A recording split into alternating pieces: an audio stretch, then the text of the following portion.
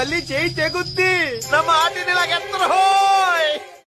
Hello everyone, ఈరోజు మనం చాలా ఇంపార్టెంట్ టాపిక్ గురించి చూద్దాం.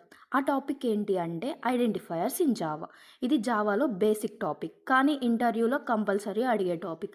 అసలు ఐడెంటిఫైయర్ అంటే ఏంటి? ఐడెంటిఫైయర్స్ అంటే names.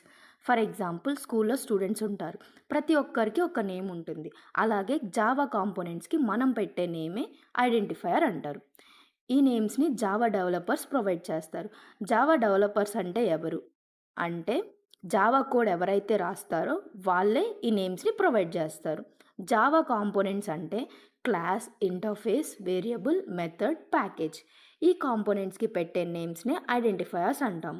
For example, class demo. ఇక్కడ డెమో అనేది క్లాస్ నేమ్ అంటే ఐడెంటిఫైయర్. ఈ ఐడెంటిఫైయర్స్ రాయడానికి కొన్ని రూల్స్ ఉన్నాయి. అవేంటి అంటే, ఐడెంటిఫైయర్స్ రాయడానికి capital A to Z, small a to Z, 0 to 9 digits, dollar and underscore use చేయాలి. ఐడెంటిఫైయర్స్లోని starting character alphabet, dollar or అండర్ స్కోర్తోనే స్టార్ట్ అవ్వాలి, నంబర్తో స్టార్ట్ అవ్వకూడదు.